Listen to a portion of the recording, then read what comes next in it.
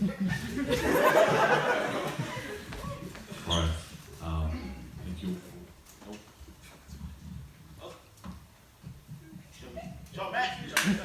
Thanks everyone for coming out. Appreciate your time, all of the poets here today. My name is Manukuo. My brother's up there. He sort of inspired me to do this because I thought, give you a little bit of insight of what I'm going to be talking about today. Last year, February last year, I was diagnosed with brain cancer, and I just thought, with a story to tell, why keep it to myself? Why not, hopefully help someone else out in a similar situation. But this is my poem that I wrote last couple of weeks, and it's called Fight to Survive. Nice. Right.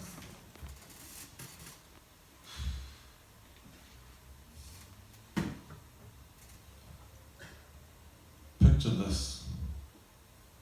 You are living a life in which everything is perfect. Everything is going good. Your family, your friends, social life, all perfect. But sometimes if it seems too good to be true, then maybe it is. And ever so suddenly, a simple word was able to tiptoe its way through my open doors of vulnerability and plant itself with the intent of destruction. Now you see, this word was able to go through and commit the greatest crime known to man. Heartbreak.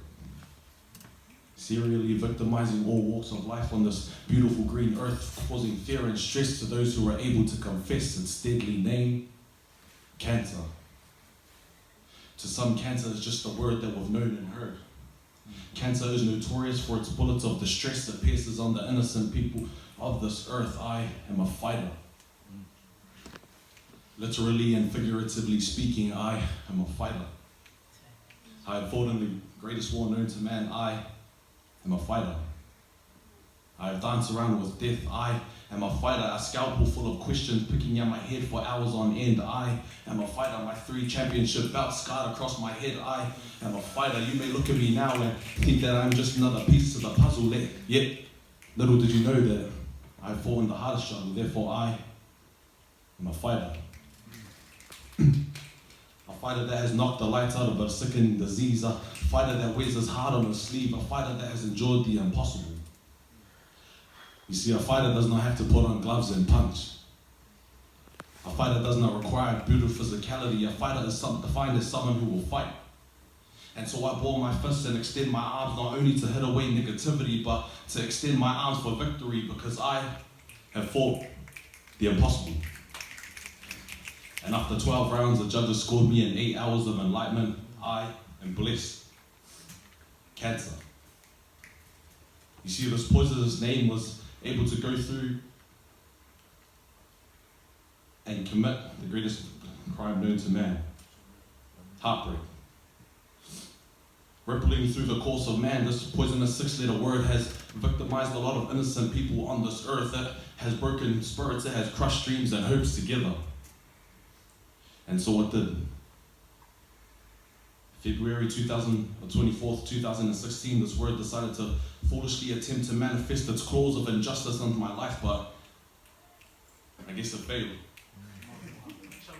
Because although this is the worst crime known to man, to me it was the best blessing. This word had stripped me of everything I had to hold. My life force was weak and forcing me on my knees, questioning myself, why?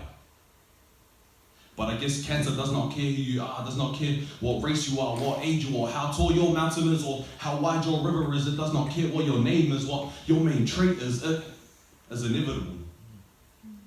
And along with many conflicts you find in your life, I guess it can either make you or break you. And with everything I had to lose, I had everything to gain, which was insane because I was never one and the same with myself anymore. Along with my hair went my unbreakable spirit, and along with my spirit went my undying will. I heard this quote once. One man's trash is another man's treasure. So losing everything I had to live for only allowed me to want it more, and with every hair follicle and blood cell that returned to its natural home, so did myself. I am a survivor. When life had me down and out, I survived. When When death was juggling my life in his arms, I survived. When cancer poisoned my system, I survived. I've had strangers picking my head for 8 hours and I survived. I had chemicals of the unknown kill me from the inside, yet I survived. I was put to sleep more than 10 times, not knowing if I'd awake, yet I survived. You know, I vividly remember the night of my surgery, leading up to my surgery. The doctor had come in and explained the possible side effects, none of which interested me until he said death. And you know, I didn't sleep the whole night because I felt like, you know, this is it. Each hour I did not sleep, I felt like I was counting back the clock of my life. It felt like the final grains of sand was about to pass through the hourglass. It felt like soaking in my last hours on this earth. I felt alone. I did not feel at home with the thought because I was going into the abyss of the unknown, and the date felt like it was about to be plastered on the right side of my headstone. So finally, I prepared to meet my Creator. But I guess he had bigger plans for me to stay on this earth with a clear purpose, so I scratched and clawed my way out and said no. 595,000 victims of cancer per year, but I will not succumb to that. I learned to talk again, to walk again, I learned to speak again and to eat again. I learned to adapt to the fact that I was limited, but it is said how you rise from a fall is to what truly defines you as a man, and I told myself I can. And on the 4th of September 2016, I was able to walk out of Auckland Hospital cancer-free. 595,000 victims per year, and yet I survived. Thank you.